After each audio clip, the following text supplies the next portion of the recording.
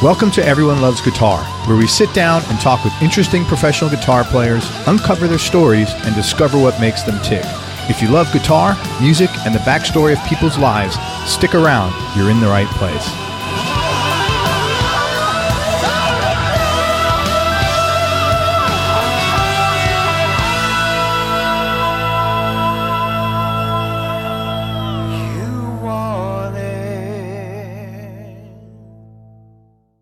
If you're a business owner and you want to increase your cash flow, or if you're a label or artist and you want to promote new music, then listen up.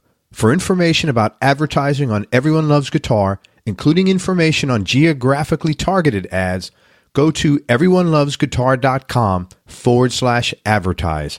That's everyonelovesguitar.com/advertise.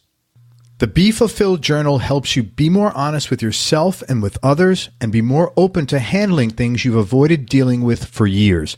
It's a 12-week online and journal program that helps you identify and eliminate things you do that are causing you stress and live in more gratitude and joy. It was actually developed by a long-term friend of mine who got sober in 2008, and he's put together a great deal just for my listeners. You get the 300-page hardcover journal and access to the 12-week video program online, plus free shipping, plus membership in a private Facebook support group with others going through the program, plus a 5-day mini course showing you how to let go of stuff that's draining your energy, plus a 30-day 100% money-back guarantee. To start your journey and get all the bonuses, go to BeFulfilledJournal.com/ELG. That's BeFulfilledJournal.com/ELG. Hey, everybody, this is Craig Garber. Welcome to Everyone Loves Guitar. Got a fantastic, great guitar player and a really nice guy. And out of the country. I love talking to people out of the country because they're much smarter than me, for one. And number two, I always learn something new and different. We're with the one and only Gus G. And before we move forward, I just want to thank Mike Dawes for connecting us. Gus has played some of literally the biggest stages worldwide, especially between 2009 and 2017 as a member of Ozzy Osbourne's band. He also played on Ozzy's album Scream in 2010. In addition, he's been a known quality on the melodic power metal scene as a founder and figurehead of his own group Firewind for some 20 years, 8 albums, and loads of world tours. I say this, and as I'm reading this, I will tell you right now, Gus looks like if he went to buy a beer, you'd have to prove him. So I don't know. He probably started this when he was about 2, but the third pillar of his career is his work as a solo artist, and he's released 3 great albums: I Am the Fire in 2014, Brand New Revolution in 2015, and Fearless in 2018, and he's working on something now for probably, 2020? Yeah, correct. Very cool.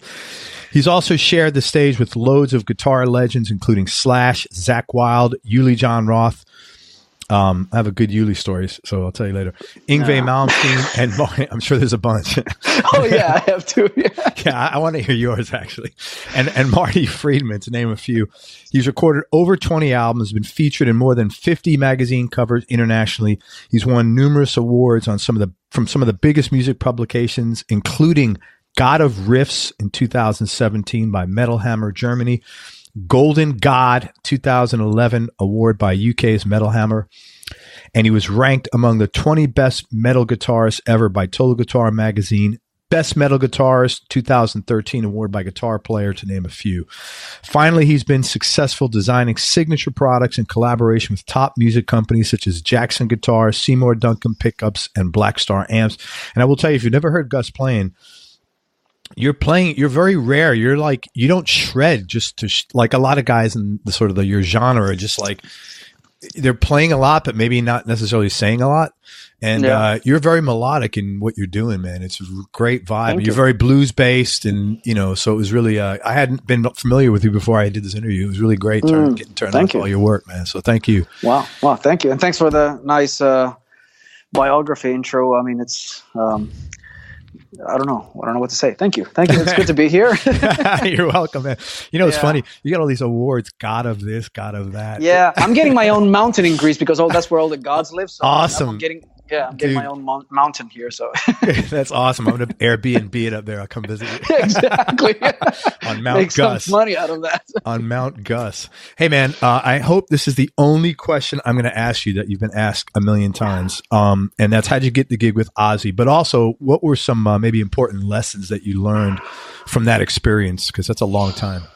Yeah, exactly. Well, I got the gig back in 2009 through it was an email that came from somebody through Sharon's management, and they were just like, "Hey man, we thought about you for the job. Like, would you want to come out and audition?" And I was like, "Whoa, what happened there?" So yeah. Anyways, it was pretty crazy. So yeah, of course, I went. I came out to LA. I did the audition, and then rest is history. Obviously, that was like the biggest transition that I've had, like in my musical career, like going from a certain level to like that this A league of being a part of one of the biggest rock bands in the world, basically. So, and doing things at that scale, and I definitely learned a lot from him. I've said it many times before. Actually, that gig made me a much better player. I got to really, for the first time, sit down and analyze my own playing. I thought about a lot of things, what I liked about my playing, what I didn't like, what I wanted to improve. Of course, it made me a better professional as well. Just by being around those people and see how that machine works and how the crew works and how they do things. It just, it's inspiring, and you learn a lot, and you're like, oh, cool. And then, getting out of that and going back into my own little world with my own band, you take some of those things, because you're influenced, in a positive way, and you try to make your own kind of day-to-day thing in your career with your band. You try to, basically step it up and be more professional. What was like maybe the biggest culture shock is the wrong word, but like biggest shock in going from, let's say, I don't know, playing 1,000 seat, 1,000 people in a club to 40,000 people or 70,000 at a festival, and the sheer volume that's suddenly behind you? Even with Firewind, we had done big festivals before. In Europe, at least, we had done, all the big ones like Download and I don't know, those kind of festivals, and Sweden Rock and Grass Pop. And like we'd played before, we'd played in front of big crowds, but it's a different thing going into those festivals, or like in Ozzy's case, even headline gigs with that many people, and just being the headliner, going out not like at 2 p.m., but like headlining the thing. So, it was just mind blowing. You go out there with your own PA and your own like monitor guy, and like every day the sound is the same, no matter the venue, and you can get spoiled. Yeah, I'm sure. Pretty fast and pretty easy. I always, that's another thing that I learned, like, hey, don't take this for granted. Now you have this, now you're touring in this setup. It's not going to be like that forever. Who knows what's going to happen when this tour is over. So you learn to, it's a learning experience. It's nice that I got to do that. I think a lot of musicians don't get to do that, not even once. So I got to do it for a few years. So it was good to experience that. And I know what it's like to be on the other side as well, and how to play a small shitty club. And there's a beauty in that too. So yeah, it's all good. You're like super grounded, man. Where does that come from? Yeah, I don't know. I think maybe it comes back a little from the way I was raised, my family, but also I think it has to do just going out there at a young age and really, I don't know. I everything I did, I was more or less what's the word, like self-made. I did everything myself. Really, never really had anybody to take me by the hand or any managements to like, hey, here's X amount of money and this and this and this. I grew up in a different business type model. At the time that I was entering the music business, it was different. Everything was transitioning from, the old model into the digital world. So I was a very much like a DIY type of musician. Yeah. So I think that automatically keeps you grounded on many levels. Like you gotta do shit yourself. You gotta do it yourself. Nobody else cares. That's the reality. Bingo. So yeah, even when I did do the big gigs and stuff, I was in the back of my mind, I was always thinking like, look, man, you're just a part of. It's like you have like a.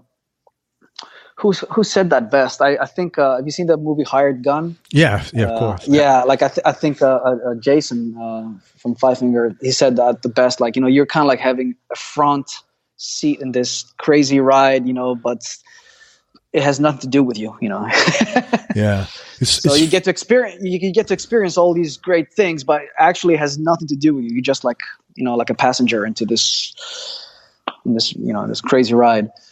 I think that's a very healthy attitude, and it's funny because everybody I've interviewed that's a sideman has that attitude, except one person. Well, I can't say who it is, of course, but he was telling me he goes so and so the artist. He goes, "That's my best friend," and I'm like, that is gonna be that's gonna end really badly. Yeah, I didn't say anything. I just smiled and said, "Oh, it's great," But it's your boss.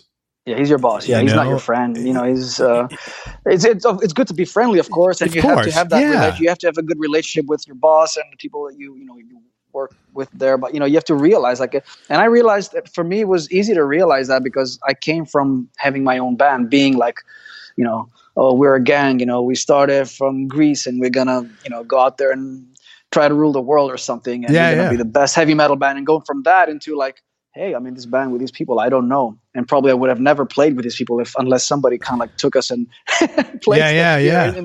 And then you suddenly realize, different things. You're like, oh, this is a whole like totally different situation, and I took that as a learning experience. I'm like, okay, you're here now, you made it this far, you should probably see how you can learn from these people that you don't know, and they've done it, a lot more than you have, a lot longer. So. That's cool. That was just my approach, That's how it is. And that's a good transition to the next question, which is you've had a successful career as a sideman, as a band leader, and as a solo artist. What are the pluses and minuses of each one, and is there like a preference for one over the others for you, and why? Yeah, to me, it's always like I always say that everything you go through. It's like a stepping stone to the next thing. So everything plays a big role into who you are. It shapes you to where you are today, basically. So all the gigs that I've had, whether I was a sideman for a smaller band or for Ozzy or like being in someone else's band, whatever, or just having my own band or even trying it out as a solo guy. So now when it comes down to what I prefer, of course I prefer. And I think any musician will tell you that they prefer to play their own stuff. Yeah.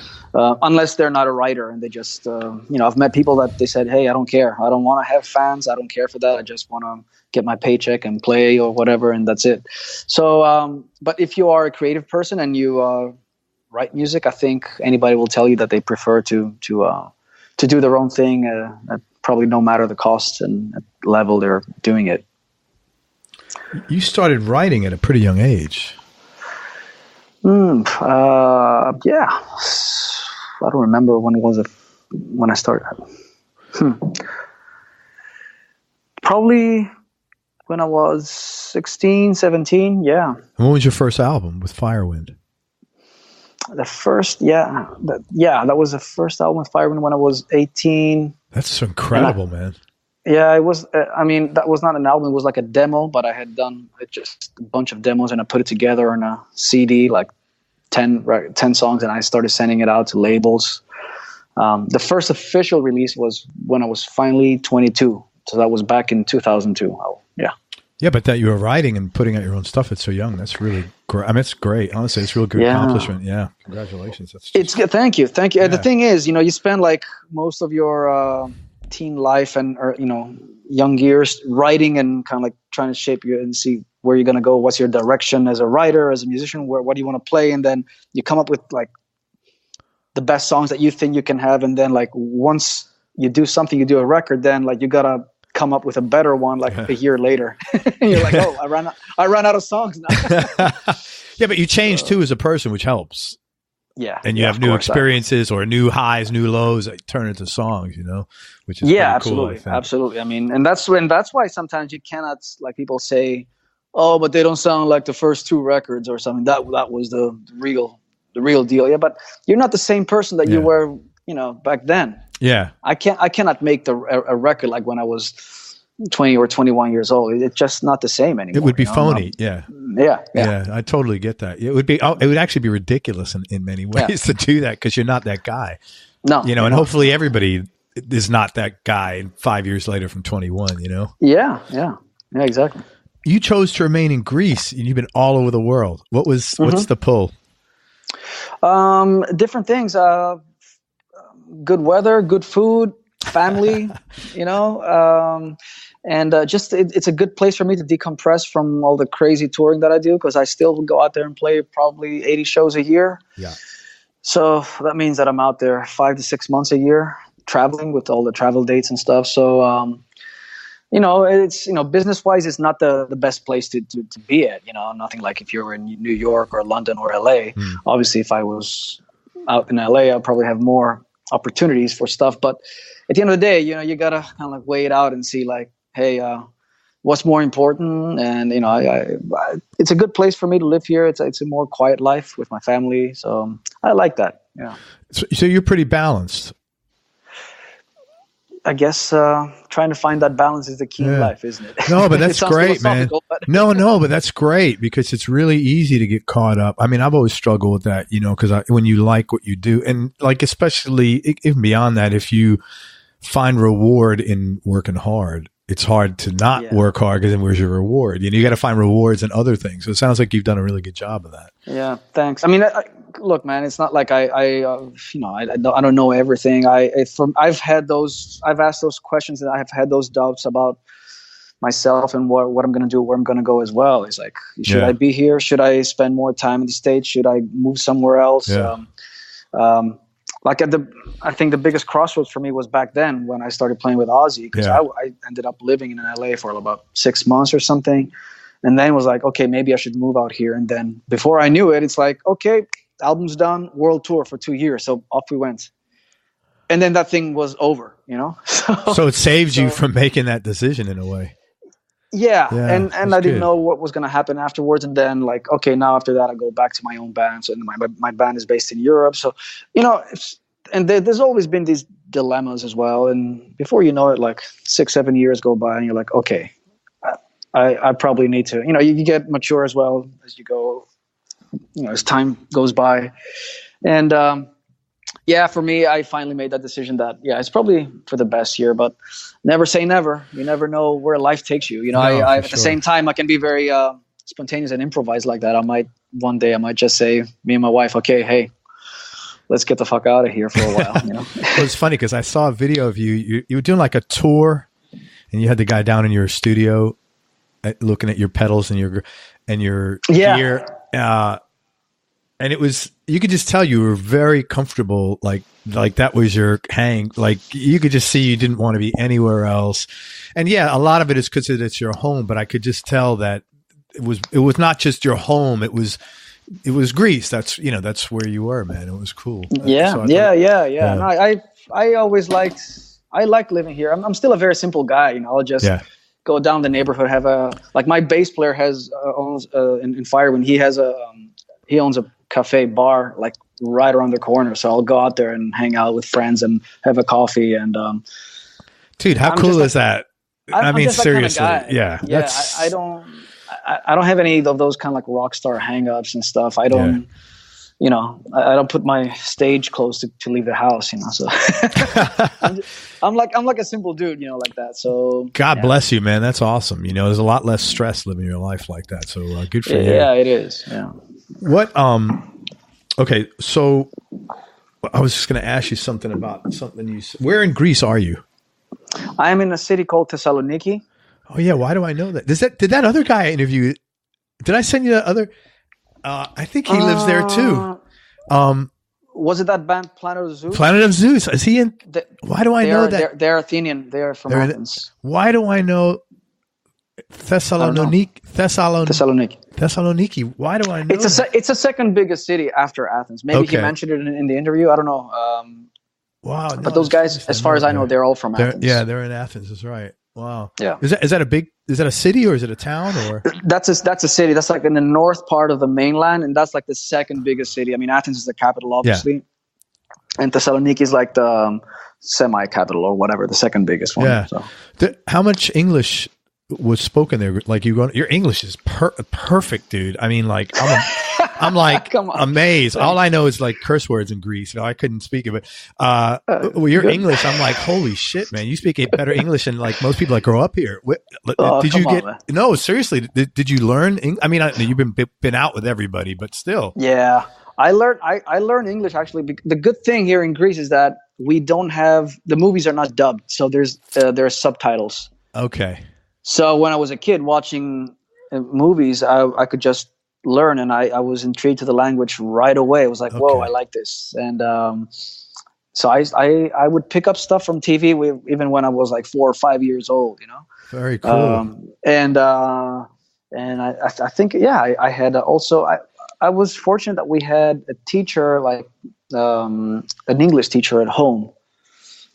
So I learned and studied English since a young age. And then, like I said before, when I was 9 or 10, I think, I went to America to visit my uncle for the summer.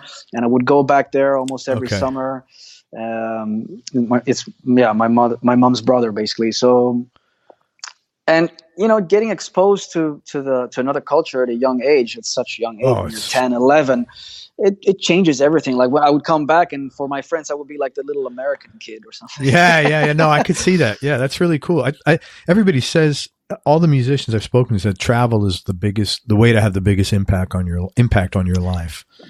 It's good, especially if you do it at a young age. I think it can, it opens up, it broadens your horizons, and you kind of like absorb a lot of the other cultures. Yeah. And then it did me good, because then I realized, oh, well, I thought everything was here. And then like when you come back from a place like America, you're like, wow, it's so small where we live, and people think differently, and this is this. And then you can sort of like, as you grow up, make up your mind what you like and what you don't like about each culture. And then you keep the best things, and then I guess that makes you who you are. And that also happened to me when I went to Sweden when I was 19. What made you go to Sweden? Well, it's kind of like a long story, but I mean, I was after I graduated high school, I went to America for a year to study at Berklee College. Yeah.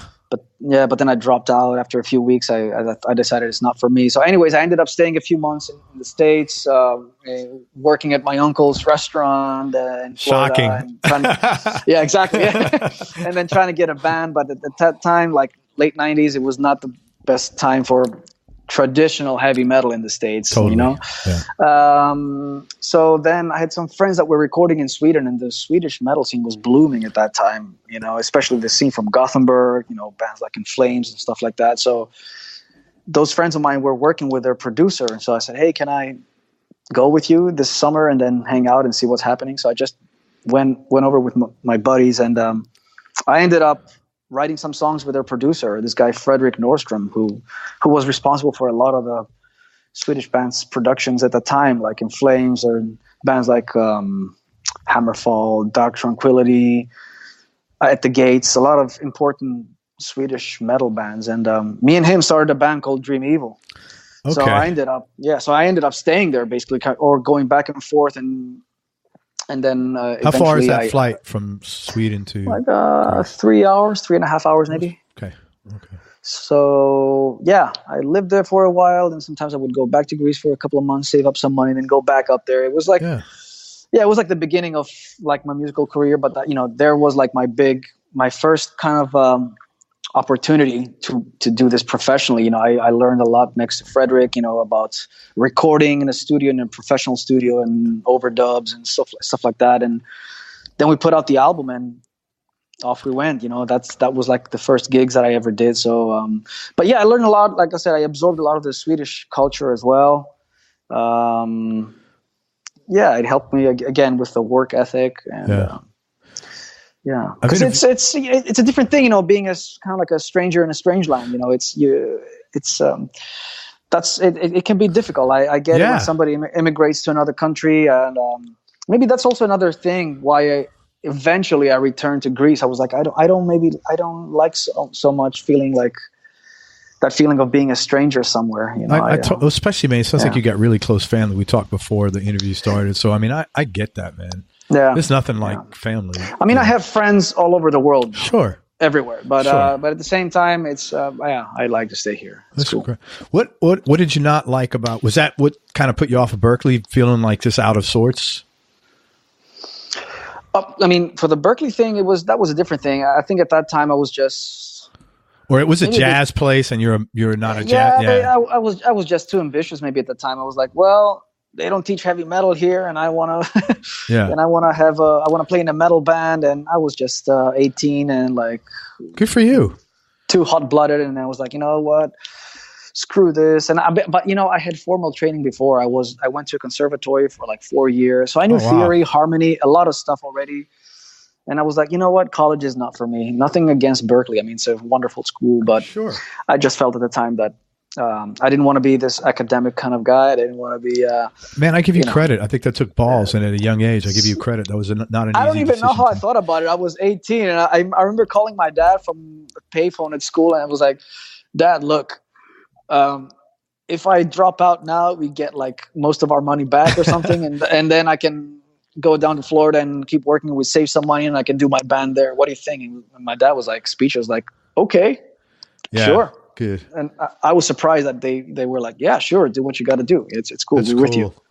It's interesting. That's the number one characteristic of successful musicians is that they had support from their parents.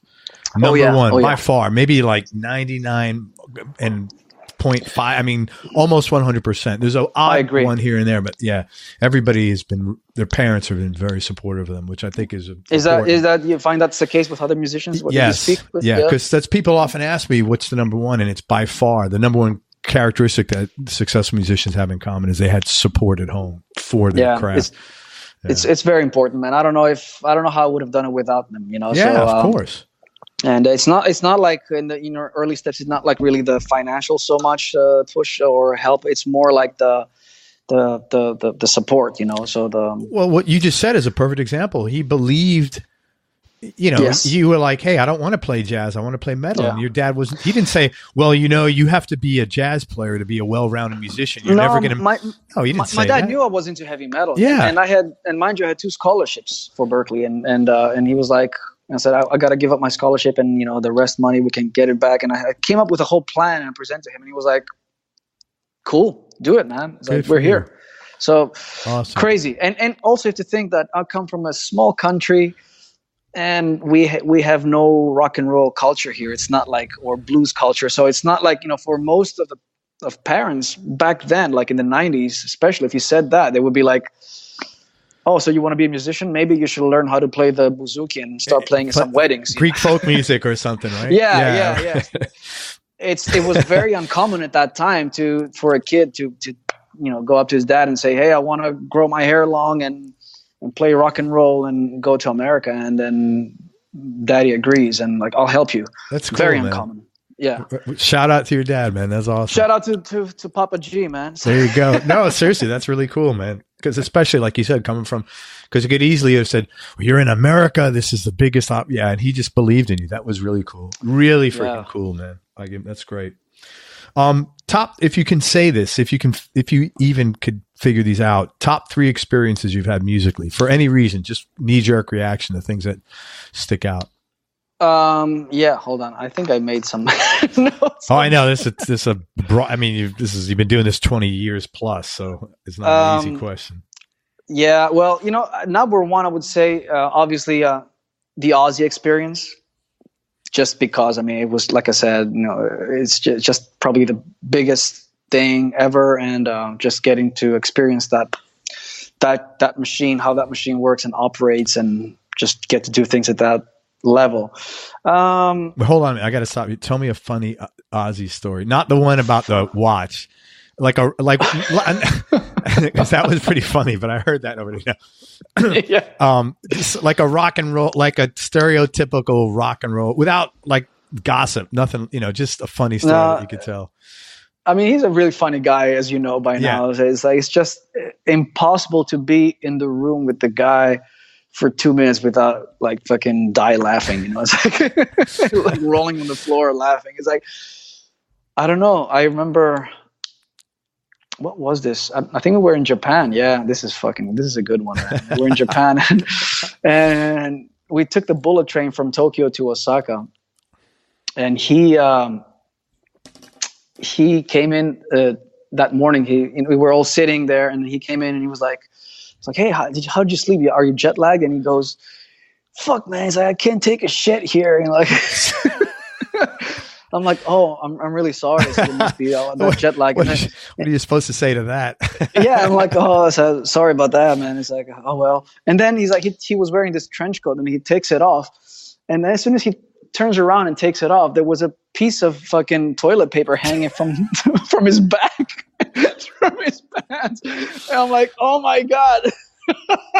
Did he do that on purpose? Was that an accident? No, oh my! I don't know. How do you tell Ozzy Osbourne you got toilet paper hanging from your ass? We told him like, "Hey boss, I'm like, there's a fucking piece of toilet paper hanging from your ass," and he was like, "Oh shit!" And then he took it off, and then there was no shit in it, by the way. Oh my But God. still, so it took this piece of paper, and then there was this lady that was serving tea, and then she came up to us and was like, "Oh, here, you can have that." The Prince of Darkness in action. He left it on her tray, man. Oh my God. Oh, what does the Prince of Darkness do when he's got a turtle's head? Oh my God. Man. It's like that's like a fucking typical day with him, you know, with like Ozzy, on the road. Yeah, that's good. At least that's good, man. All right, I'm sorry, I had to just I had to get a story. Ozzy experience number 1. What was number 2? Number 2. not to put a pun on word. Not Ozzy's number 2. No. Well, I would say, you know, for my band Firewind, the whole experience of really breaking the borders out of Greece and playing internationally, and even to this day, breaking like into new territories. Like even last year, we did our first South American tour. We played in places we never thought we'd go and we'd have fans. Yeah, like playing in, I don't know, El Salvador, you know, or Uruguay and places like that. Like, do people even know who the fuck we are here? And then people showed up and we had great shows there. That's great. Or going to Russia, or like even in the earlier days when we first went to Japan, like I remember like that was like our first big market. Like we were like, fuck yeah, we're big in Japan. They invited us on the tour there. So that was like a big deal, you know? Did you book those, or did you have like a booking agent, or how did you had a booking agent? I had a booking. I mean, in the early days when I didn't have, I was like, the label would help me to talk to the booking agents, but then later on, of course, we got a booking agent. Yeah. That's great. Did you play Brazil ever? Yes. Yeah, absolutely. I've been there twice with Ozzy, and then once with Firewind. Yeah. Did you ever open up for Sepultura by any chance? No, but Sepultura opened for us there in Serious? Brazil. Yeah, not Firewind, Ozzy. Yeah. Wow. Oh, okay. Yeah. Wow. Because I interviewed. Sorry, not. I don't think. No. I think it was in Argentina. Sorry, in Argentina. They opened up for us. Yeah, Argentina. Yeah. Did you get to hang with Andreas? Yeah, a little bit. Yeah, he's a buddy. You know, Andreas and the other guys, and Paulo. Yeah, and they're great. I interviewed him, man. He was so cool. He was just so. He's a really cool guy, really down to earth guy. And he's like he's like huge celebrity there, but like I interviewed him in his house to say he's like very mellow, lives conservatively. You know, very super grounded guy, man. Yeah. You know, and it was hard worker too, man. He's like he's never stopped working. Like no matter what the band was going through. You know, people like that are inspirational to me because I've gone through member changes in my band and ups and downs. So you always look up to people like Andreas and like, oh, he no matter what happened to Sepultura, the breakup with the Caballero brothers, he always persistence. Just keep forging on, just like keep doing it. Interesting story about that. I asked him, I said, when Max, when all that shit went down, what did you think? Was it hard to go forward? Because in the beginning it was, and then I said, fuck it, we need to keep this band together. And he said the reason he picked Derek is he wanted something totally different, not just from a performance. He said, I wanted a guy that looked different. Yeah. So that was another appeal of Derek. It was an interesting interview. He was just, like you said, very grounded dude. Yeah, cool. And number 3, I would say, As a guitar player, probably all the guitar tours that I've been a part of, my latest solo tours, just those were dreams coming true. Like, touring with Uli or Marty Friedman or Steve Stevens or Vinnie Moore or, people like that, so just sharing the stage with those guys. And because these are like my heroes. I grew up listening to their records. I stole a lot of their licks. Sure. Just to kind of like be accepted in that kind of world nowadays, and having the opportunity to go out there on tours with these guys, it's just mind blowing. So to me, that's like a really high moment for me of as a player, as a guitarist. Yeah. I had Steve on the show a couple of weeks ago. Very nice guy, Steve Stevens. Yeah, he's a really nice guy. Really cool guy. All right, man. Yeah. Give me a Uli story. The Prince of Chaos. Ozzy's the Prince of Darkness. Uli's like, what I haven't spoke to him yet, but I make chaos. What is this thing or something like that? I create chaos so that we can disperse the chaos. Something wacky like that. He said that? Yeah, that's his thing. He likes to disrupt, like bring chaos. And then you have a vibe. Let me not speak out of turn. I don't know the full story, but it has something to do with taking advantage of chaos, which I want to find out because I avoid chaos at all costs, and if he's got a way to take advantage of it, if I could put that in my toolbox. The thing with Uli is like his approach is like very like old school, like a hippie, where he just goes with the flow. Like if he goes on stage without having a certain set list. No set list. I heard that. Yeah. So he does that to his band, and even when we got the jam together, it was like a minute before we went on stage, he was like, I'm going to go on stage and jam this song Firewind with him, because I got my band's name from one of his records, right? Firewind from Electric Sun. And he said, the song is like in a G sharp minor, which is a fucking hard key to solo over to begin with. Yeah. And then he goes, when we do the turnaround the second time, it's going to be G major. I'm like, are you telling me this now? Like, yes, it's going to sound so great. Obviously, I didn't think it sounded so great, but like he put me on the spot like that. I remember, oh man, but he's a master. He's great player. To me, he's like he's like a godfather of the so-called shred guitar, if you like. He's the guy who did all these exotic scales first and brought it in the spotlight. Like all this diminished stuff and this fast alternate picking stuff, like with heavier distortion. So, yeah, I got a lot of stuff from him. That's cool. But Uli's cool, man. He's cool. He's always been very nice to me, and I like how he's a very philosophical kind of guy. That's what I've heard, man. I got a few contacts into trying to get him on the show because I love it. Those first two Scorpion albums were great. I mean, just you should. He will enjoy talking to him. He once told me, because he was making. When I first met him, he said, "Oh, you're from Greece." I said, "Yeah, I love Greek philosophers and stuff." And he was telling me, I told him, "Hey, I got my band name from Electric Sun, Firewind." He's like, "Oh, so yeah." And so he was very happy about that.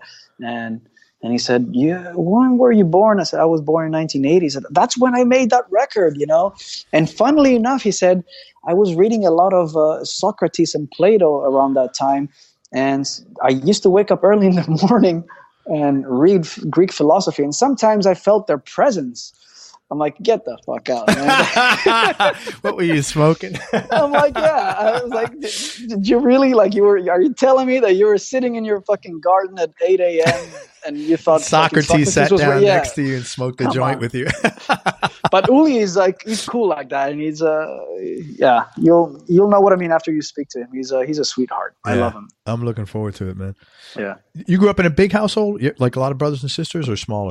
No, just my sister. She's 3 years older than me. Yeah. What kind of work did your parents do? My dad is a gym teacher in a high school, and my mom, like a very typical kind of Greek mom. I would say, like just raising the kids at home. Stay-at-home mom. Yeah, very cool. So you come from like this very super humble background. Mm-hmm, which is great, man. Really cool. When did you know you wanted to play guitar for a living, like professionally? Since I was 9. Oh wow, how'd that go? Holy shit, that's pretty badass. Yeah, because my dad had this. My dad was not much into rock and roll, but he had an open, musical. He was open, like he was open to all kinds of music. So he had a few rock vinyls at home, and one of it was Peter Frampton Comes Alive. Uh-huh. And when I heard the talkbox guitar, I was like, whoa, this is what I got to do. And you knew at that age, that's what you had. That's what really. Yeah. Crazy, huh? Well, no, yes and no. I think it's, look at your playing. I mean, it's crazy, but it's like, how do you get to play like you start at 9 or what? You know what I'm saying? You got to start. You can't pick up a guitar at 30 and like in 6 years play like you. It just doesn't work like that, Yeah, I don't know, unless you have the certain, some people are they learn much faster, like stuff that it will take me like 2 weeks to master. Somebody can do it like in 8 hours. Yeah. So it's funny. I first heard Steve Vai talking about that, and he was right, because he was saying like I was not a natural. I'm like, Steve Vai says he was not a natural. Yeah, Are you kidding me? But he's actually said that. He's like, I always had to struggle with a lot of things, and it took me a lot more time. And and he's right about that in the sense that other players, pick up stuff faster than others. Yeah. I guess I was just lucky that I got to do this since a very young age, and I had supportive parents, and I could really dedicate myself into the discipline of practicing, basically. Well, okay. So what was your days like back then? Like, so what was your discipline like for you? Just, the heavy practicing started when I was 14 later, because the first 4 years I had like a classical guitar, and I was just telling my dad, look, I got to play electric guitar. You got to get me so he was saving up. My dad was saving up his wages to see when he can buy me finally an electric guitar. So when I was 14, I finally got my first electric guitar and a small amp. And then that's when I started practicing heavily. And my days, I remember I have more memories of that basically from 14 years old and onwards. And it was mainly just practicing. Whenever I was not in school, I was just in my bedroom practicing. That's what it was. What were you playing? And at some point it got at one point it got kind of weird because my dad thought that I had no.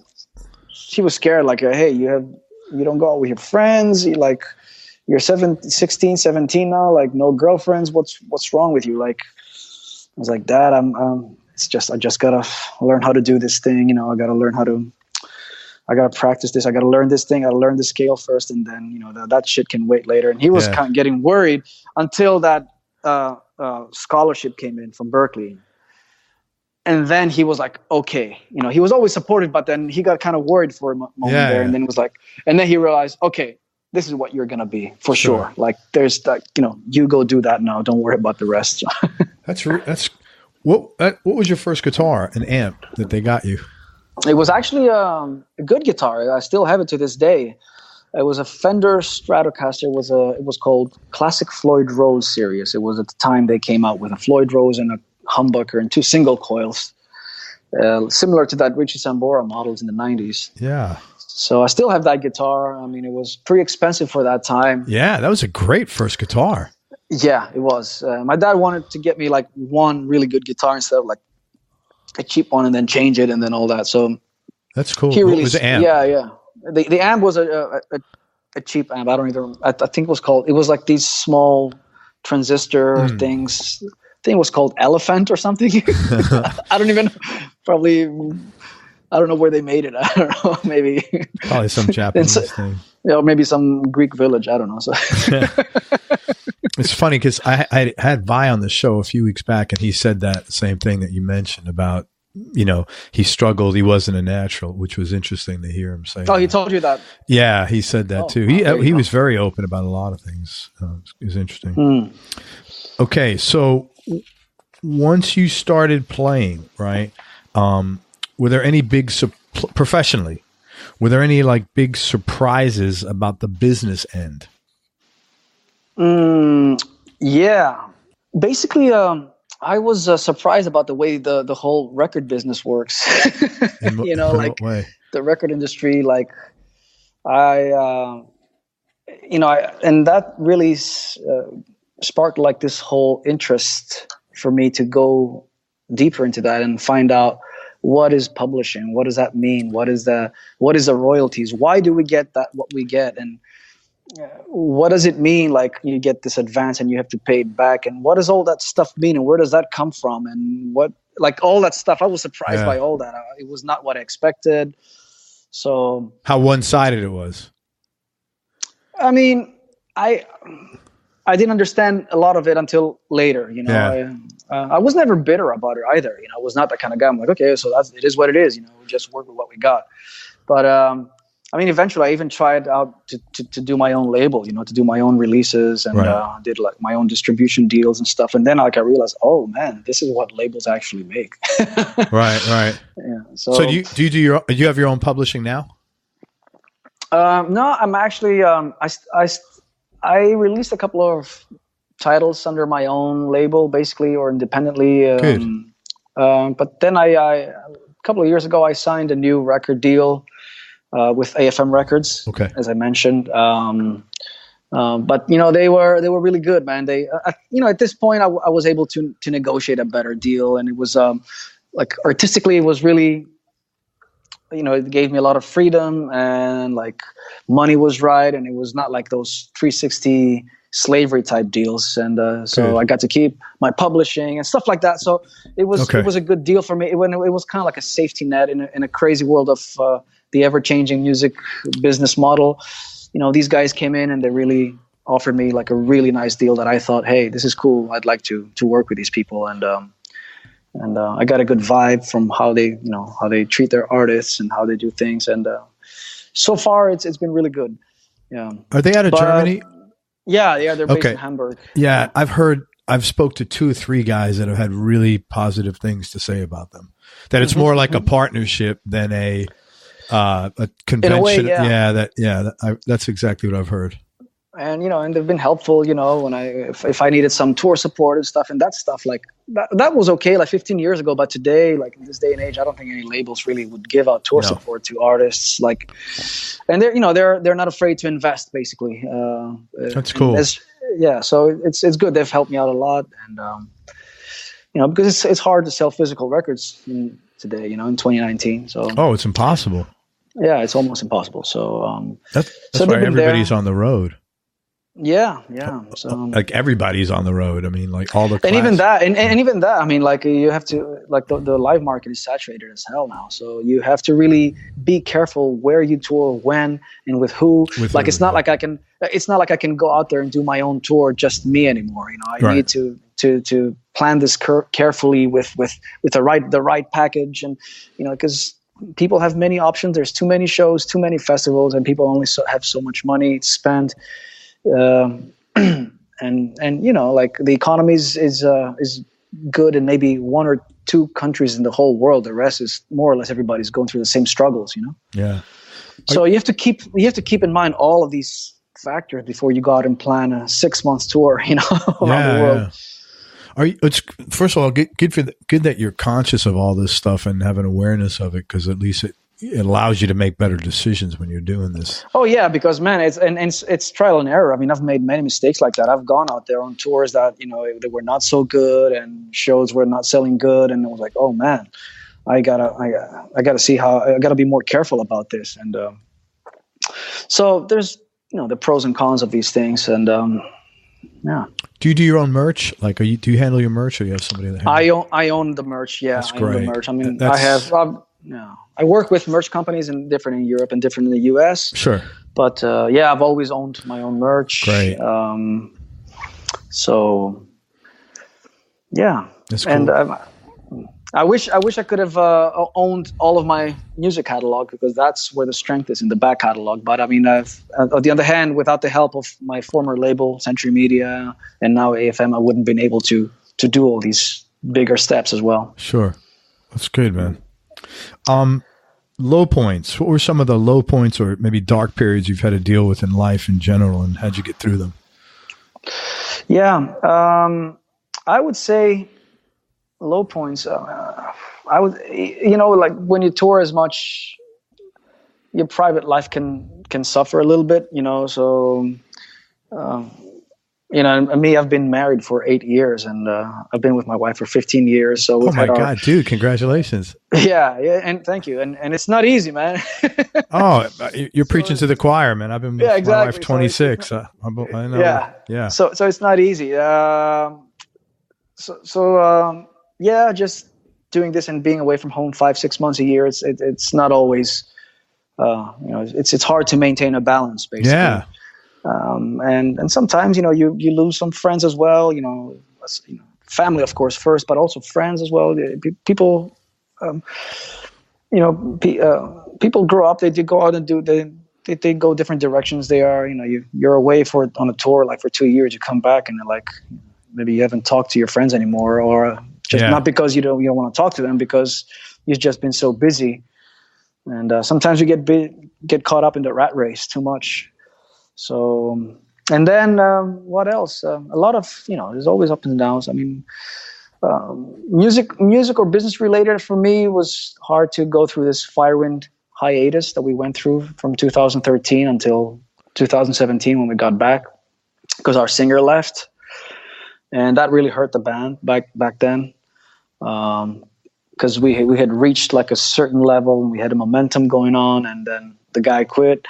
And so I didn't know what to do. We tried out with we had a guy out on the road in 2013, and it didn't really work out. A touring singer with us, and at that point I just said, you know what, I'll put the band to rest for a while. That had to be tough. And it was tough. And that's basically when I started doing my solo stuff. Yeah. I just needed to branch out and do something else and write with other people, play with other people. And for a few years, I didn't know if I wanted to do it again, So you made lemonade out of lemons. Yeah. Right. I mean, you turned something negative into a positive, a solo career that you wouldn't have had. Yeah, it was something that I was going. I mean, I thought it was also the right thing to do, because after all that Ozzy press and hype that I had, I think it was the right timing as well, in a sense. Even though it hurt me that I had to put my band, to sleep for a while. Sure, it was the right thing to do, to kind of capitalize on my name and all the all the buzz that was around my name and all that stuff. So it was the right thing to do for sure. I didn't expect it would become a touring vessel for me, so I didn't expect this was going to be like a touring band, like a solo band, but it did. And then eventually I cleared my thoughts, and that kind of like helped me. Okay, I have this now, and now I can go back with a clear head into Firewind and pick this up again and make a great record and go out there and see and then of course you kind of like scary. You're like, okay, do we still have a fan base left? So who's out there? And, that's a common thing, man. I've heard a lot of guys, and then most of the stories end positively. Like, you go back out, it's like, oh my God, we sold out our first night. I couldn't believe it, or stuff like that. But it's nice when it's a positive story like that. Yeah. So it was good for us. We went out and did like a little tour, and then people came out, and it was great. It was one of the best tours we've done. And has the Ozzy gig done, like, have you gotten other opportunities as a result of the Ozzy thing? Many opportunities, obviously with the endorsements and with the sponsorships, and like being able to create all these wonderful products with some of the biggest companies. I mean, great. it gave me a certain status, which is it's a unique spotlight, being one of Ozzy's guitarists. Absolutely, yeah, absolutely. Good. It's helped me a lot for sure. Good. Yeah.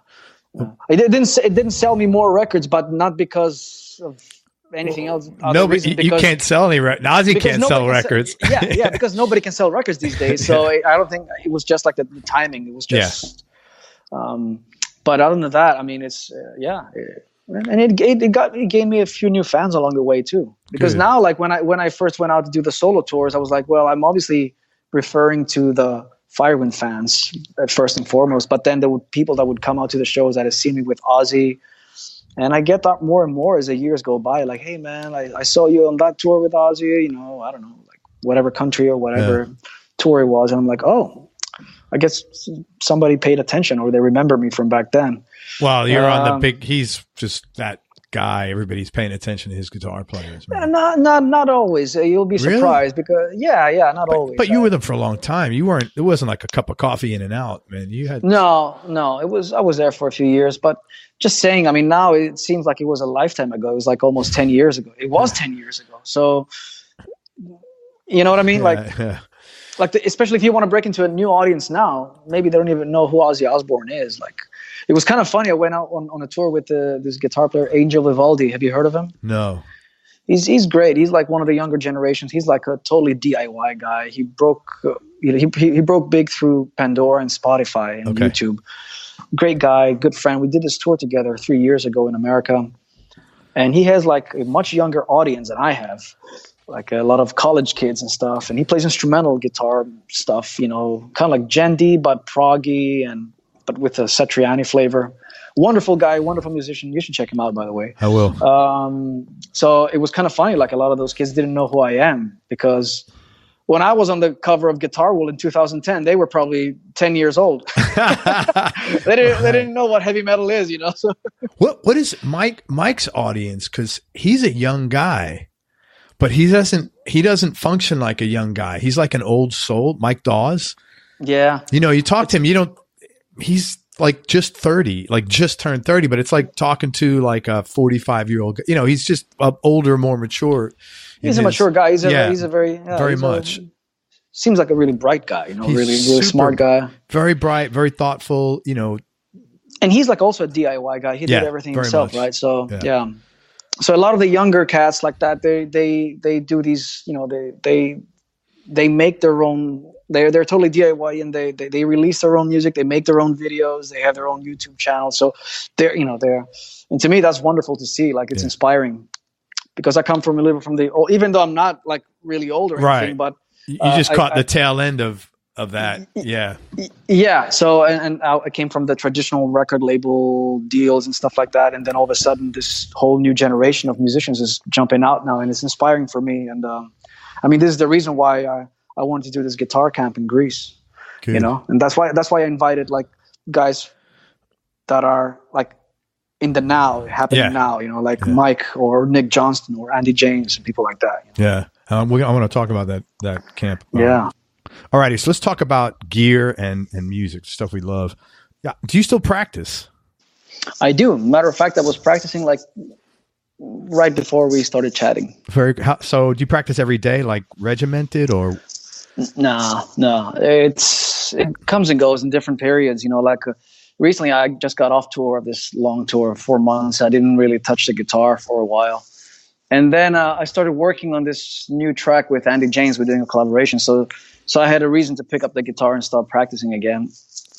So now I've you know, I go into like different, you know, phases. Like sure. I'll play for like 2 weeks and practice and play a lot every day. And then I'll put the guitar down for a while. Yeah.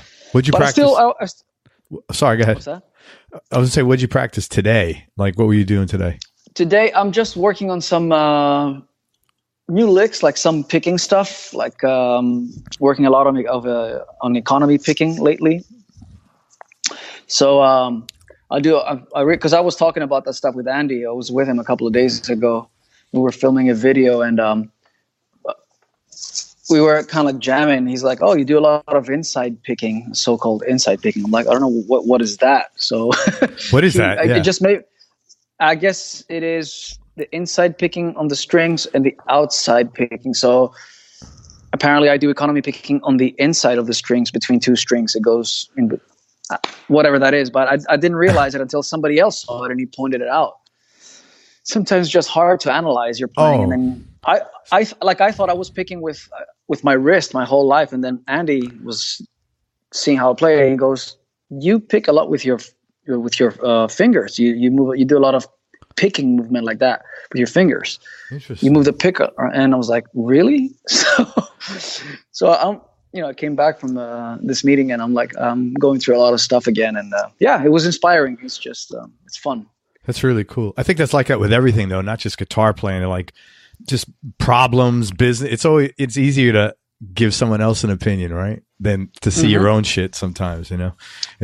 Especially with guitar, it's hard to really dissect, especially for me, dissect my playing and see what's what and all that. I usually try to take, like when somebody tells me, "Oh, you do this," what I like about you is that you're melodic or something. And then I realize, oh, okay, so that's something that probably stands out in my playing. Or if somebody if enough people mention like, "Oh, I like your vibrato," that means probably that's one of the strengths right there. Yeah. You know what I mean? Yeah. Because it's hard for me to analyze it by myself and be like, okay, this is where I'm good at, and not everything like that, you know. So Is that what people most? That's what I said when I first. I think when we first started talking, I said you're very melodic. Yeah, is that the common thing?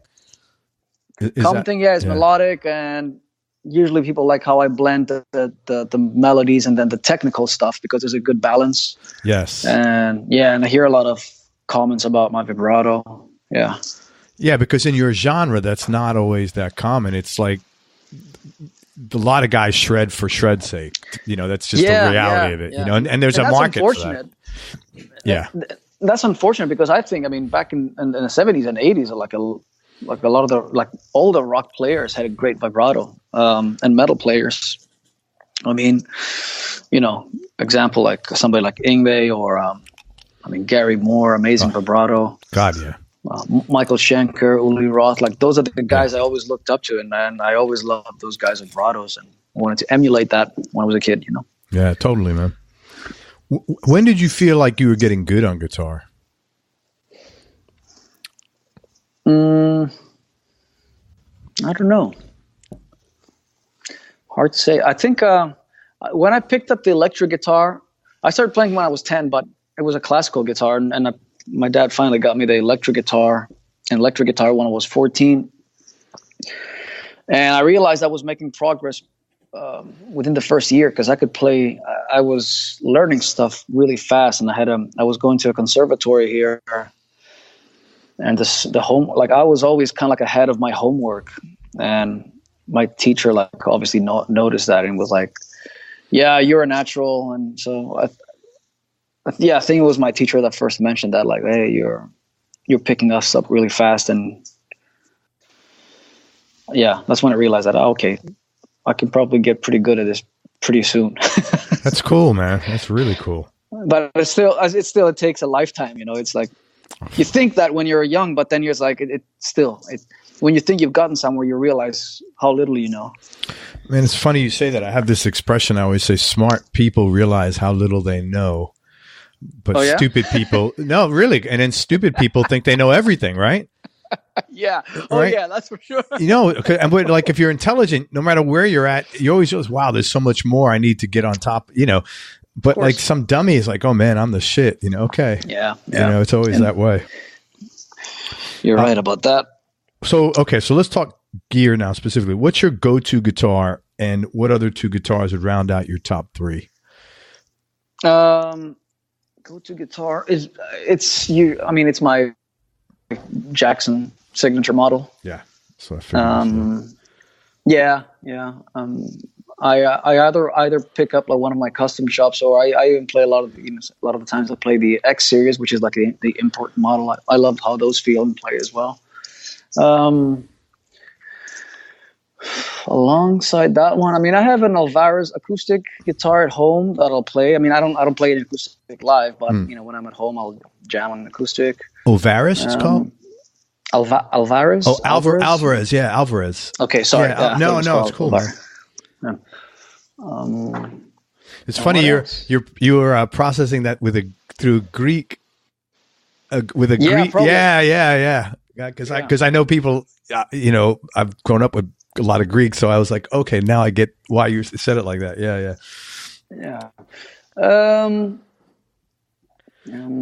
When you say go-to guitar, are you talking about live situation or just at home? No, stuff you like playing, like the guitar you like to pick up. You know, not like that that you need it for a certain vibe, or just with things you like. Yeah. I usually go back to my signature guitar. That feels the easiest one for me to play. I have a couple of guitars that I'll jam on. Sometimes I have this Fender Stratocaster, this Gary Moore. I saw that on the video. Yeah, the reissue guitar. The case with that's like a lock, you know, like for war. Like the case looks like you could take it into battle, man. Yeah, that case weighs fucking 50 pounds or something. So. Holy shit! But that feels good, that guitar. Yeah, it's great. Yeah, so when I'm in the mood of playing more bluesy stuff and all that, I'll pick that one up. So let me ask you a question. Is that a thick neck? I would imagine. That's like a standard C-shaped neck, you know, that Strats have. Yeah. Okay. That's interesting. Yeah. It's a beautiful guitar. I love that I love that guitar. I saw you play that on the video, man. And I'm a big Gary Moore fan, so it's a And they only made a certain amount of those, I think, right? Yeah, only 60. Only 60. 60? Yeah. Wow. Dude, that's a retirement fund right there. Yeah. 60. Holy crap. Yeah, I think the guitar like retailed at 10, 11K or something when it came out, and that was like 2 years ago, and now it's already up to 20K. It's worth $20,000. So then, yeah, you know, John Cruz, the master builder, I saw him and he said, "Don't sell that one, man. It's gonna go up. You can't imagine." He's like, he said the same thing. He said, "That's your retirement fund." Yeah, I wonder why they only made 60. They could have easily sold 1,000 or 2,000 of those. I don't know. I guess that's the whole idea behind that's why they sell them so expensive. Yeah. They just do this relic. You know, they're exactly like, I mean, this guitar is exactly like Gary's was, like it's beaten up the same way. Like, it's like a 1961 reissue. It's exactly like Gary had it. So they reliced it exact. I mean, it's pretty amazing, the work they did on that guitar. That's cool, man. Yeah, it feels like you're picking up that guitar from that year. It's that, yeah. Are you so how long have you had the signature model with Jackson? 2 years now. How was that process? 2017. It was really cool, really enjoyable, I must say. It was the first time that I got to work so closely with a company about on my guitars. They flew me out to their factory in Corona, California, and we went through a bunch of guitars, a lot of discussions. They measured exactly the guitar, my previous guitar, the way I liked it, and all the specs. They made some new suggestions. They sent me a couple of prototypes. Then I went back and we put the finishing touches on it, and it was really interesting and very nice experience. Really nice, the whole procedure of how the guitar came together, and the guys were really pumped about this. They had nice, really cool ideas. I really enjoyed it. Yeah, we're working on some new guitars at the moment. What are those? What kind of pickups are those? The Marzios or EMGs? Those are like Seymour Duncan's, the Fire Blackout. It's like a signature pickup that I've had. Awesome. With Duncan. Yeah, we did those back in 2011. Yeah, that's a big investment they made, putting that all together and bringing you out a bunch of times. It sounds like they put a lot into that. Mm-hmm. Very cool. Yeah. But the guitar did really well, actually. It's a star-shaped guitar, so it's not the most popular shape out there. It's not the easiest one to sell either, but I'm surprised. I like the sales statements, and the guitar keeps selling constantly. That's great. Which is, it's mind-blowing. I didn't really expect that. That's cool. But it resonated really well with players out there, and I know that for a fact because a lot of people tag me on Instagram, and even now, like, a lot of people still buy the guitar, and they're like, they give me great comments how much they love it, and they post videos, and I look at all that stuff. I try to see, at least to follow that line as much as I can. So it's nice. It's really nice to see that others dig it as much as I do. So for the next one, are you going to release a different style body, you think, or are you going to keep it with the star? Yeah, possibly another body style, but also I want to revamp the star shape as well. So because that's also part of who I am and my my people. I guess they identify with that when they think of me with that guitar. So we're gonna make a new one as well, a new star guitar. Very cool, man. I spoke with Phil Collin, and he worked with Jackson. He really enjoys with them too. He said they're really very gracious and everything that you said. Yeah, that's cool. All right, so name a couple of players that you've enjoyed jamming with. You've played with so many great players. Yeah. I love playing with Marty Friedman. That was like my first solo European tour. Excuse me. I really enjoyed playing with Marty Friedman. We had great jams on that tour, and he's a good friend. And he's a monster player. I mean, he's a guy that I learned a lot from. Who else? It was great touring with Steve Stevens a couple of years back. Yeah, that's also a great guy, and he was really he treated me really nice on tour. I did like an acoustic set opening up for his show, and then in the end, he brought me out and we jammed electric. We played some Hendrix and Zeppelin, and so those were really cool times. That must be really cool. He's a great guy. I mean, he's such a nice person, man. He is, yeah, great player. Oh, he's got a very unique, tone. That's absolutely all his. Mm-hmm. That's really cool. So Marty and Steve, awesome. So let me ask you this: what are you playing out of amp wise now? Because I know I'm still with Blackstar. Yeah, that's what I thought. I've been with them since 2010, and we created like a signature model back then. Came out in 2012. Actually, it was like a limited edition. Do you know the Series 1 amps they did? I don't, man. Sorry. Yeah. I mean, nowadays the market has shifted a lot from that. It's all about the small amps, the lunchbox type of amps, and it's all about the plugins. And people don't really use big amps anymore. Younger, the younger don't. The older guys do. Yeah. I still use amps. I come from that background, and I like playing with real amps. And I mean, my amps are fucking heavy, man. They weigh a ton, and they have this big KT88 tubes on there and big transformers and stuff. It's but I love playing that. But they're 200 watts. Holy shit! God, what is that? That's got to weigh 100 pounds. It's pretty heavy. Yeah. Holy shit! Wow. It sounds big too, though. Everybody that comes to the shows are like, dude, I can't believe how big your tone is. I said, yeah, I know. It's tone is in the hands partly, but it helps when you have a great amp as well to run through. So maybe people are getting used to hearing all the Kempers live and stuff. So now when they hear like a real amp cranked up on stage, that seems like, whoa, they get scared of that. What was the loudest venue you've been in, or like that you've played it, or Well, usually when I play clubs, front of house guys don't want me playing too loud. That's always an issue. They hate me for turning up. I don't think I played that loud, to be honest. I've played with some guitar players that are way louder than me. For example, Uli John Roth, he plays fucking loud. Really? Like really loud. He blows up amps every night. Does he? Yeah. Slash plays pretty loud, or at least he did back then when we toured. I don't know what he does today, but yeah. That's funny. I Uli plays that loud. Oh yeah. I didn't realize that. Yeah, because he always played the plexi heads, and in order to get overdrive out of that, you have to crank. There's no distortion channel. You just have to crank everything up to 10, and he always did that. Holy crap! So you can imagine, it's scary to be on stage with him.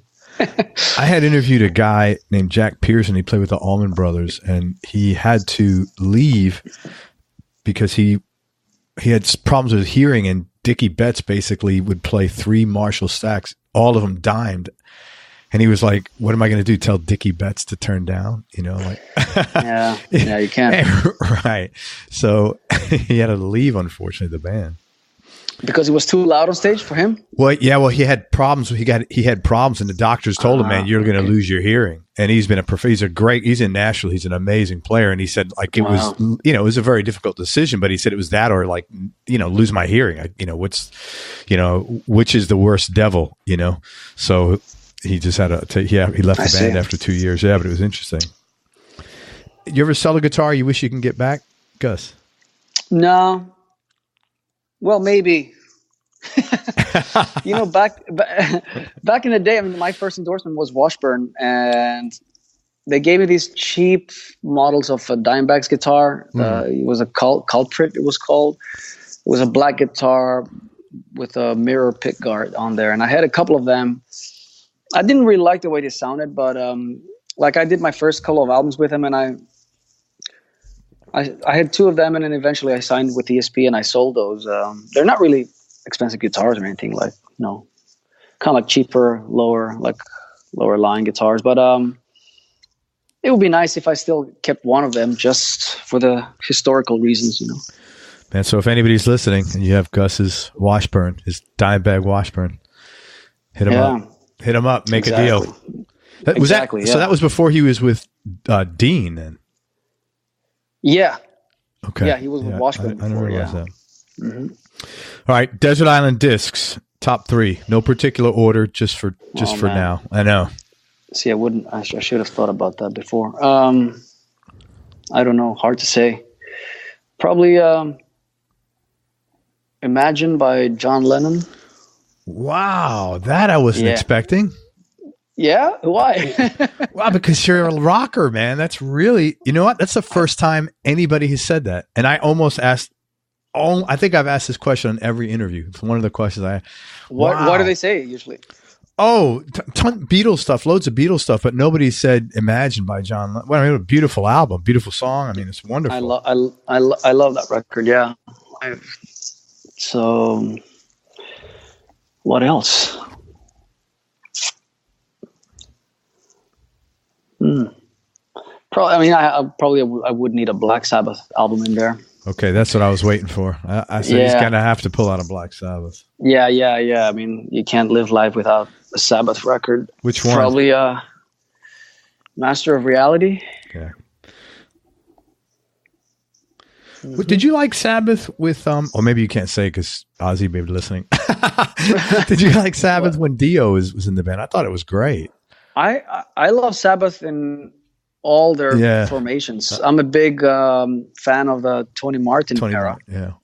I mean, okay, those albums might not sound like classic Sabbath, might sound like something else, but still great records. They're great. Some of that stuff is great record, like Tear and Cross Purposes and Headless Cross, and I mean those albums are great. I've always said like Tony Iommi's worst record sounds much better than most metal records out there ever made. Yeah, any given day. Like, so like you can't lose. Like you can just pick up any record that Tony Iommi ever made, and it's still better than most metal records out there. I agree with you. I'd love to have him on the show, man. I'd love to get him on the show. Yeah, you should. Yeah, I'm gonna start working on that. Yeah, you should. Yeah. I don't know. I have to one more record, I guess. Right? Or how many can I say? Is it top 3 or top? Yeah, top 3. Top 3. Fuck, man. Making it difficult here. I don't know. Maybe a Vangelis record, because I like stuff that I like new age music and soundtracks and stuff. So maybe the Blade Runner soundtrack. That's been always one of my favorite soundtracks and just overall pieces of music. He had that, and he's Greek too. So yeah, right. He had that big hit here. Chariots of Fire. Right. That was massive here when it came out. Yeah, huge. I think everywhere. There's another Greek band that I've listened to. 666. It's what the hell? Aphrodite's Child. Aphrodite's Child. Yeah, that's a great record, man. That's Vangelis' band before going solo. Holy shit! I didn't know that. Yeah. That's Vangelis' band. Oh, with and the singer was Demis Roussos, who was also very popular, at least in Europe. I don't know about America, but very popular solo artist after he left Aphrodite's Child. I bought that actual, the LP of that. You have that, really? Yeah, I bought it downtown in the city. I saw it one day. It looked cool, and that's a very rare album. So like amongst prog rock fans, is it really? That's like a hidden, like, I don't know, a hidden gem. Like it's just one of those records that is really hard to find. It's probably worth a lot of money, the vinyl you have. I'll trade it for your Gary Moore Strat. No. But nice try.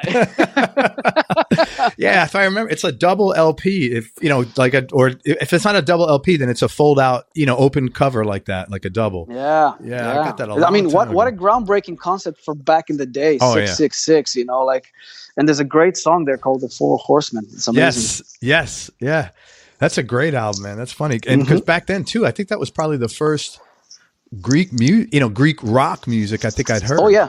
Yes, the first kind of like Greek rock band that really ever was able to get out of the beyond the borders, just go international. Yeah. It's funny, the Four Horsemen. I'm gonna have to go listen to that later today now. It's been a long time. Mm-hmm. All right. So now we'll get deep here. What's the most important things you've learned about yourself throughout your life?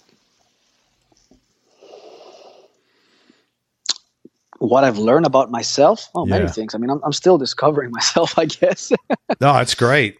I think everybody is work in progress. Yeah, right? because you're a different person when you're, I don't know, 18, and you're different at 25. You're different at 30, in your mid 30s, and now I'm pushing 40 now. So it's, you know, you reevaluate life. I mean, I'm still the same person, but I want to believe that I'm becoming a bit wiser. So it's hard to just narrow it down to, oh, this is the most important thing. I don't know. I guess it's important to keep evolving. Yeah, that's the most important thing for me, and just being respectful to being, you know, something that I always think about is it's to try to be mindful of others as much as possible, because you realize people are not really mindful of others. They just don't give a shit. It's something I try to remind myself, like, okay, try not to, as long as you don't hurt others and you don't disturb others. Yeah. Makes your life a lot less stressful too, to be honest with you. Yeah. Much so. I try to feel like, I know what you're saying, like people don't give a shit. And part of it is I think they don't give a shit, but part of it is I think just people are overwhelmed. Like the average person I feel is like overwhelmed. And as a result, they have no awareness because they just can't look outside their immediate, personal space. It just seems like people are in a car. I mean, you look at people driving, everybody's texting and they're walking around the street on the phone. It's just like they're always, everybody's somewhere else, Yeah. And it's too much me as well. That's ridiculous. I know. Too much. Everybody's always feel like they're not, they're offended or they're not being treated fair or this or that. It's like, come on. Oh, I know. I got a problem with that. I know. It's just realize that life is. Realize that it's not all about you. Nothing. The whole fucking world doesn't just circulate around you. Just you have to think, if you keep that in mind, then you'll just be happier, I think. Oh, life is fucking tough. You're gonna get your feelings hurt. I mean, that's the price you pay to take a trip around, man. Yeah. All right. So this is a tough question. It's a similar question. What do you like most about yourself?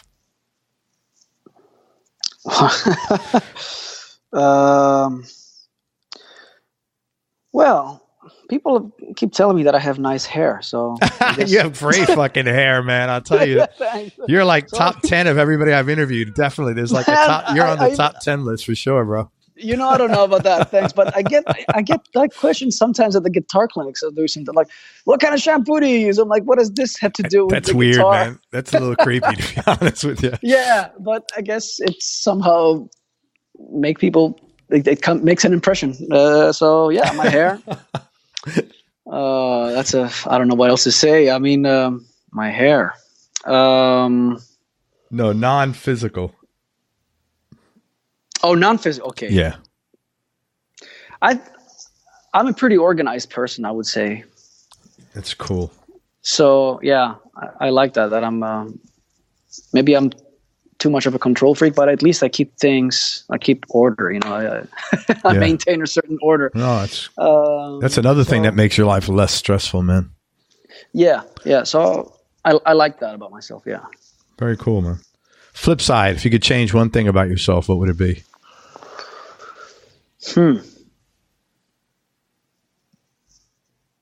Maybe eat less sugar.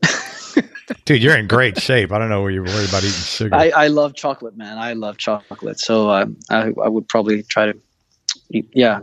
Like Greek, is chocolate a thing in Greece, or is like just English chocolate or German chocolate? I think chocolate is a thing everywhere. Oh, it is, yeah.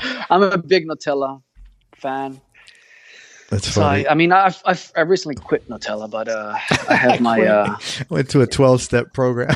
Yeah, exactly. Yeah, Nutella My name is rehab. Gus G. Sometimes I fall back again into it, and then I'm like, I'll eat a fucking whole jar with a spoon and just feel miserable. I don't know. Oh, dude, that's hilarious, man. Yeah. My wife is from the UK and she's over there now. Actually, and that when she comes, she just brings tons of English chocolate back. That's what her thing is. Yeah, we call it Cadbury's. Yeah, Cadbury's, right? That's great. And my kids grew up on that, man. It's quite funny. Yeah. Best childhood memory? I don't know. Best childhood memory. I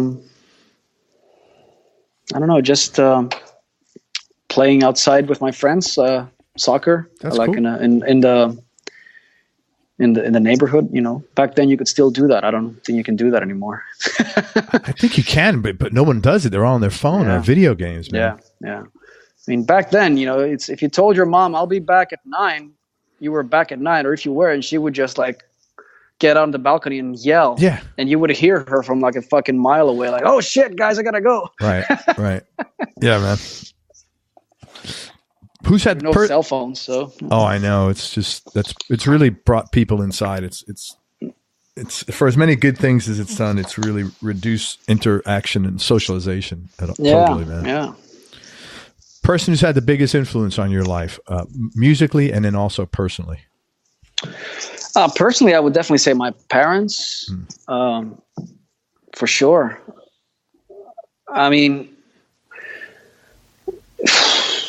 yeah, my dad for sure. You know, like role model, of course, for me. You know, growing up, and just like going back to that thing we said that, you know, I had the support from my parents early on about music and stuff. So yeah, very open-minded people. So musically, lots, everybody from Tony Iommi, Michael Schenker, you know, Rudolf Schenker as well. I've always loved Rudolf Schenker's riffs, but also his, you know, the spirit that he kept the Scorpions together. Like, you know, whenever I saw people like Iommi or Schenker, how they kept together a band, you know, that's something to really admire and look up to. And it's inspiring. It was always inspiring for me as a little kid to, okay, look how these guys made it with their bands and, you know, kept those guys together and they forged on. So, yeah, those are the kind of things that make you dream like a kid or a young musician. You know? Sure. Okay, I want to do that as well someday. That's cool, man. You have any hobbies or interests outside of music? No, man, just the cats. Cats are awesome, man. Yeah, they're not a hobby, but it's just like, you know, I mean, I just love being around them. Yeah, animals are great. Yeah, I mean, I work out a little bit. You know, I'm not really a fanatic, but it's part of my weekly thing. You know, I'll try to work out at least twice a week, or even if it's not like a full workout, just do something at least. Good. Yeah. What do you do? Like weights, or you run, or? I run, and I used to do weights a little bit, but I'm not so much. I like to do exercise that with my body weight. Like, yeah. So like the traditional stuff, push-ups, pull-ups, stuff like that. Yeah. Very cool. Yeah. Yeah, so I have a small gym here. in the house, and so I try to go in there at least twice a week. That's cool. It's so important, man. Believe me. Especially, you know, you're young now, but as you get older, man, that becomes more important, and it's a noticeable difference. Oh, yeah, and it's not about like also looking. Oh, I have to look. I don't have those kind of crazy like ideas of where I need to have a six-pack before the next tour. I was never like that guy, but it's more about feeling. You just feel better. Oh, so much better, man. If you run, if you jog a little bit, it just makes you feel better. So absolutely, man. It gives you another energy. So I like that. Hey, what's your favorite place you've traveled? You've been all over the world. Oh yeah. There's always a certain feeling when I go to Japan. I love Japan. I don't know. It's always maybe because that was like my first tour ever was there. Right. And yeah. So it was. Yeah, I have great memories there. Like, really loyal fan base. Everybody's always treating us so great. I love the food there as well. So I love going there. Mm-hmm. That and Australia, the number one answers. Yeah, Australia too. Yeah. I've only been there once, and when I went there, I was like, yeah, I fell in love with the country. It was great. Yeah, That's what I hear. And also, once in a while, I hear Spain pretty common. If someone's been there, Spain seems to be, everybody likes that. Spain is beautiful, and I mean, we have a lot in common, like with Greeks, like the mentality and stuff. But I can't say that I really. I mean, and the fans are great. I mean, but it's always for us. It's somehow. I mean, the distances are really far to try because it's such a huge country. So if you're gonna go there and do like 3 or 4 shows, you have to drive for hours and hours, and it's always wears me out. So I don't enjoy that part. And sometimes the backline is not that great, and you're too tired, and people don't speak English there so much. But then when you hit the stage, it's all worth it because the fans are so rewarding. They're so great there. That's cool, man. Yeah. That's why people don't come to Florida. Same thing, because the distances between the venue, it's really huge. You got to do a lot of driving. Yeah. Hey, 3 more questions. Toughest decision you've had to make, or most difficult thing you've had to do?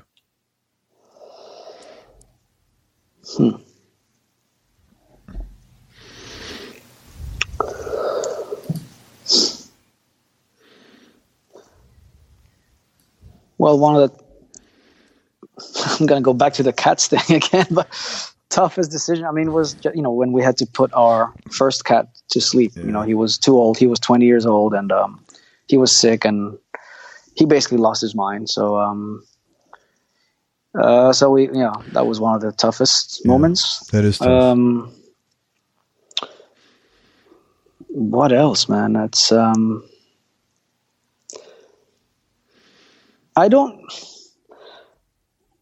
than that, I don't know. It's, other than that, I haven't really had any, tough decisions. I don't know. Sometimes, when a band member leaves, or you have to let someone go, that's not pleasant. But other than that, everything I've done, I was pretty conscious of, is that the right word? Like pretty conscious of what the decisions I'm making and determined. So otherwise I just don't do it if I don't feel 100% for it. Well, dude, I hope those are the toughest things you had to do. That's great for the rest of your life, man. Honestly, that'll be a very nice life. Yeah, seriously. Yeah. I mean, I never lost anybody really close to me yet. Yeah, sure. So, but when I lost my first cat, it's devastating, man. Yeah. But for some people, they might hear this and be like, "What the fuck is he talking about?" Oh, who gives a shit? It means they don't have animals. That's their problem. I've had to put down like 3 animals. I was a fucking mess every time. I was bawling my eyes out to the point where, like, the woman came in. She goes, "Is he going to be okay?" And like I had just come from the gym, so I was like kind of jacked. And this big guy's walking in there, and it like seeing me crying like over my cat. I was devastated, man. My cat was just She was like, so the feeling. Oh, it's terrible, man. It's just it's the worst thing in the world, and it's like you're just comatose for a day or 2, man. It's just horrible, man. Yeah, terrible. Yeah, if someone doesn't understand it, this is their problem. Get a pet and you will understand it. Yeah, exactly. Oh, there's just pets are just so wonderful, man. They love you. It's unconditional love, really, with them, and it's I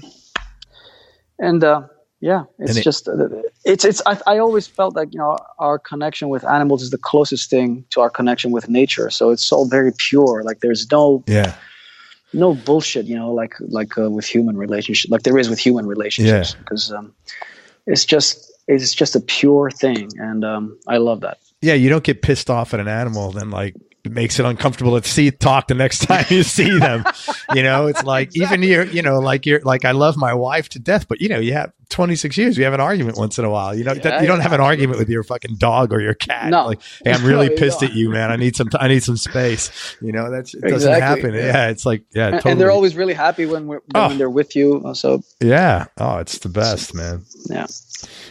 Best advice you've been given, and who gave it to you? Well, I've been given great pieces of advice over the years. I've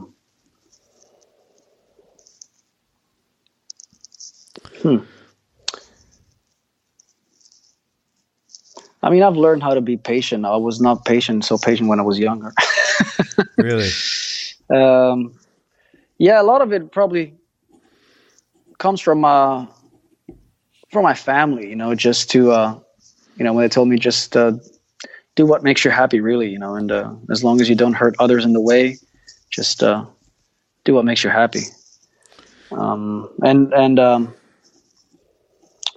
Yeah. Seems like your foundation is really good, man, because you are like very chill. I was lucky, man, to come from a good background. My family, I was really. I know others have it tougher than other people, but I was fortunate with that. Yeah, because you seem totally grounded. You don't seem like you jump, like you do seem patient, like you could think things through. I mean, that's really cool. Yeah, not always. Sometimes I make like rational decisions and then I regret it. I mean, everybody does that. Yeah, everybody. Yeah. But you know what? It's important to do mistakes, and more important, I think, is to do your own mistakes. Yeah. Not the mistake that somebody else told you to. Because when you do your own mistake, you have nobody to blame to, and you're like, you know what? I made that choice. I fucked up. I learned something out of it. But when you do it because somebody else told you, then you really hate yourself and you hate the whole situation you got yourself into. Yeah, that's a great point. Because every time I've fucked up on my own, I was like, you know what? Doesn't matter, man. It's like, it's lesson learned. And it always makes me feel better right away. Yeah. Well, that's the only way. Unfortunately, that's the only way to learn. You don't learn by doing things right. Sometimes it seems like you learn by doing things wrong. But it's good, man. It's good. You have to do that. You have to go through that. And last question, man, Gus, what's been the biggest change in your personality over the last 10 years, and how much of that is intentional and how much is a natural part of aging? The biggest change in my personality, two things. I think probably I became a much more calm person, like the calm person that you see now. Yeah. I used to be a lot more hot-blooded, especially in my 20s. Not that I was never an aggressive guy or anything, never. But like in terms of how I probably conducted business, maybe, I've learned a lot of things. I learned how to be more calm. And also just being more appreciative of things I got today. I think the experience of, going from my own band into being a hired gun for one of the biggest bands in the world, and then going back to my own thing, that made me appreciate a lot of things. The fan base, the stuff that we worked for, the people that are there that have, listened to our music and have supported us through the years. To me, that stuff is priceless. That's what keeps you going. That's what gives you longevity. That's what gives you a place in the music scene and gives you a career, basically. So I've became, a lot more appreciative of that the last few years. Not that I didn't appreciate it before, but now I I think it has to do maybe with just getting a little bit older and realizing stuff. Because when you're younger and you do things all the time and you're constantly on the go and everything is happening at the same time, you don't really have a second to stop and think like, wow, this is what happens and this is what I got. You just think when you're younger, you just think what you don't have and how you're going to get it. And then once you've achieved some things, then you can really stop at some point and go like, oh, wow, this is great. So, yeah. Well, you've mentioned throughout our conversation the importance of your fan base to you. So, that's really very humbling. And I think everybody listening that's a musician should really pay close attention to that, because it's absolutely, man. I appreciate your fans. I mean, they're the ones that you don't only get to pay the bills because of them, but you get to see the world because of them. You get to travel around the world and play for these people that support you. Yeah. So this is, if you are in a position that you can get to do that, you're a blessed person. So you should really appreciate that. Listen, man, first of all, thank you very much for your time. I really enjoyed talking to you. You're a really sweet guy, man. And I wish you nothing but tons of success. And maybe you come through Florida one day. We get to connect. Let me tell people some stuff you got going on. All right. So first of all, check out Gus G online. It's gusgofficial.com. And also check him out on Instagram and Facebook. On Instagram, it's Gus G Official. And I think on Facebook, it's Official Gus G. Also, he's running a very cool workshop coming up called Guitar Weekend Apocalypse. And you can go there at guitarweekendapocalypse.com. You want to talk about that, what that's about? Yeah, sure. Yeah. Real quick. I mean, it's like a guitar camp type of idea. So we're basically we are hosting it in Kavala, which is a very beautiful city in the north part of the mainland here in Greece on June 8th and 9th. So it's a weekend. We're going to be spending it in a very nice hotel. And it's going to be me, Andy James, our friend Mike Dawes, and Nick Johnston, 4 players. And we're going to be hosting a series of master classes, jam sessions, hangouts. And, you know, maybe that's not like a new idea so much for Americans because, you know, a lot of people do that. It's kind of like a fashionable thing maybe these days. You know, a lot of people like Vi and Satriani do their own. But here in Europe, we don't have that many of those guitar camps. And I wanted to do something like that here in my country. So I'm real excited about it. It's our first year doing this. Cool. And we're less than a month away. It's really private. We're doing it for a handful of people, you know, so we're not, you know, starting big or anything, but it's going to be a lot of fun. There's people flying all over Europe, flying in for this. So, you know, like you mentioned, check it out online. And if somebody wants to join us, we still have a few spots left. Awesome. And people, are you guys going to interact with them outside of classes, like dinners? Oh yeah. That's really cool. Yeah. We're gonna do hangouts, and then, you know, we're gonna have like a special concert for them at the end. We're gonna even do a little bit of a sightseeing trip with them to that's ancient awesome. ruins. So yeah, that's really cool. And let me tell you now, anybody listening, you cannot find a nicer guy, and I'm not blowing smoke up his ass. I wouldn't say it if I didn't believe it. This is a really kind, good guy, honestly, man. So you'd be really, it'd be a nice thing to go spend some time with us. And Mike Dawes is great. I don't know Andy and Nick, but I know I don't know Andy's playing. Nick's an amazing player, but these are great guys. So check it out. They're all great guys and great players. So and again, thanks so much for the support, Greg. Yeah, it was a pleasure speaking to you. And let me tell you about Firewind. Firewind is you're going on tour with Queensryche this summer, correct? This summer. Europe. Awesome. And where can people find info on that? On our website, firewind.gr, or they can track us on bandsintown.com/firewind, because that's usually the easier way to find all the official dates and get direct ticket links if you want to come out to a show and see us. Yeah. Great. So it's bandsintown.com/firewind or firewind.gr. It's not firewind.com. It's firewind.gr for Greek extension.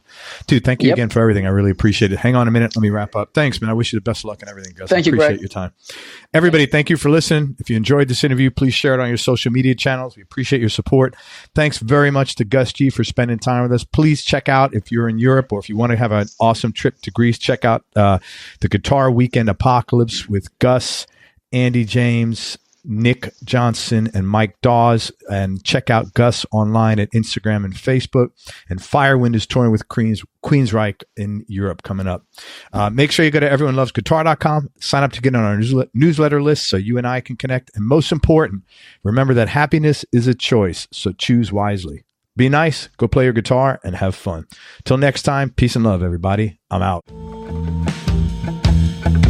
We hope you enjoyed this show. If you did, subscribe to the Everyone Loves Guitar podcast, and you can do this online at everyonelovesguitar.com or on iTunes. And if you like the show, please leave us a 5-star positive review. The more 5-star reviews we get, the higher our show ranks, and higher rankings mean we get to continue speaking with cool, interesting guests on our show. We'll see you on the next episode, and until then, keep playing your guitar and have fun making music.